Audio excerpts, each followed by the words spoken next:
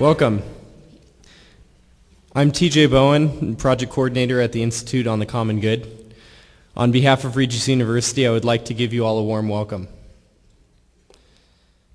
The reason we have partnered with Mediators Beyond Borders is because it reflects many of the core values and ideals of Regis University and the Institute on the Common Good. Education at Regis is designed around a commitment of men and women in service to others.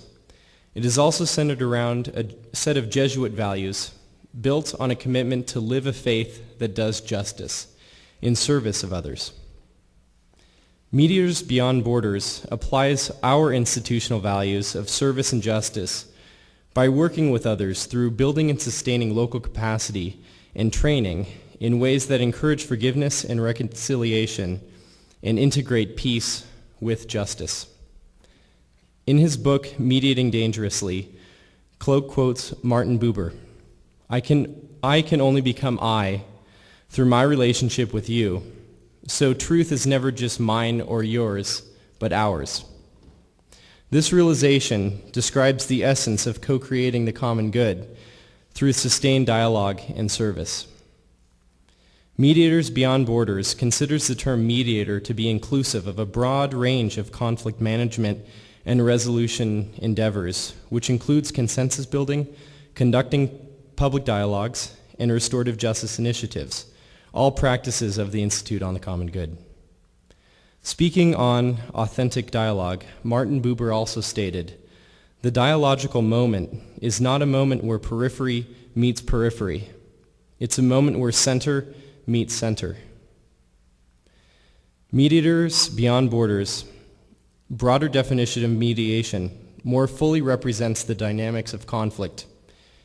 We know that conflict is not only contained within the narrow boundaries of me and you, but extends deeper, going inward and also outward, past the boundaries of homes and organizations to neighborhoods, cities, nation-states, and beyond. We are very, very pleased to partner with Mediators Beyond Borders in this context. It is now my pleasure and privilege to invite Nan Burnett, a Regis instructor, mediator, author, and board member of Mediators Beyond Borders, and she will introduce Ken Cloke.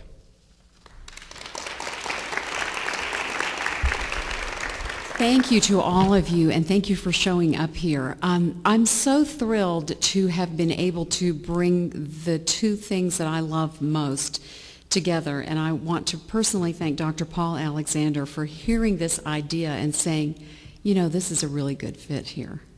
When I first came to Regis at the end of the 90s, the thing I love about this community is the service learning piece and the community outreach, the embracing of the student regardless of age as a whole person.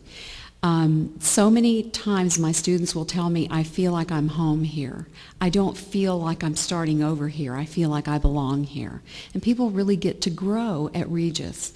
This has been a very spiritual journey for me because when you make a decision that you're going to work for the common good, things just line up. People just show up that are perfect for the right job. And I just happened to be in a room full of committed people at a conference back east a couple of years ago now, 2 years ago now when we really started it off. Just 12 practitioners sitting around a table taking notes. And that's how Mediators Beyond Borders was born. Chopping wood, carrying water, having no infrastructure in place. We have no funding. And there are 4 projects on the ground. And I'm so proud that Regis has not only a local project that's being developed right now under the tutelage of Eleni Opner and Jean Stracy, but we also have bridges to Guatemala, to Nepal, to Kosovo. We have a student chapter in Slovenia, UCLA, University of Pittsburgh, University of Washington Law School in Missouri.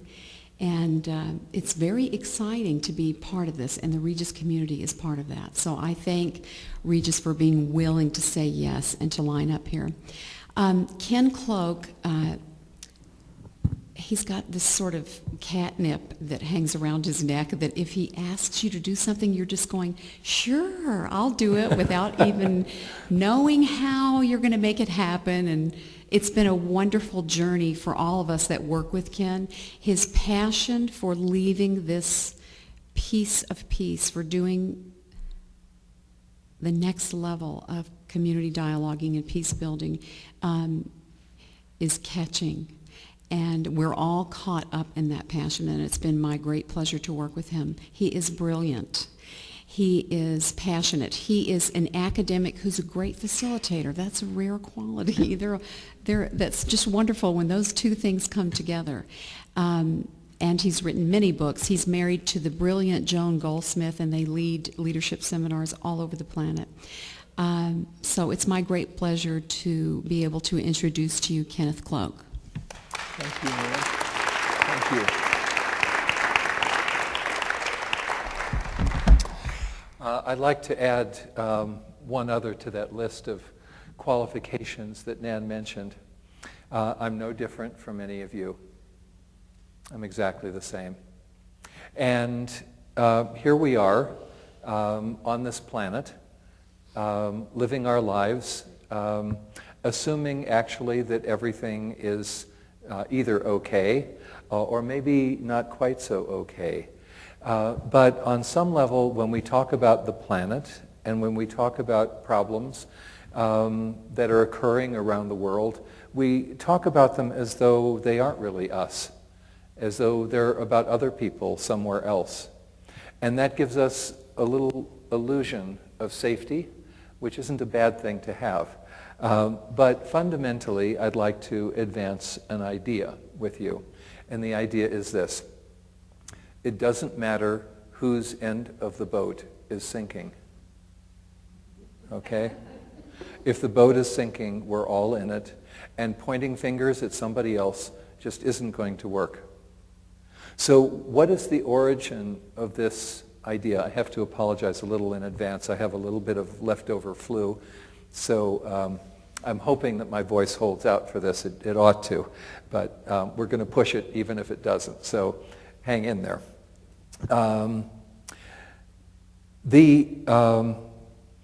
The difficulty is that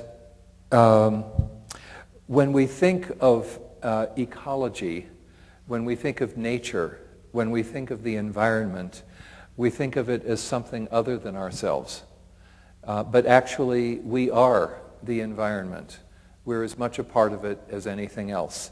And the fact of our presence in the environment is, in fact, creating massive, significant problems that I think that you will discover after the end of this conversation can really only be solved by all of us together, pulling together and doing something about the conditions that we live under.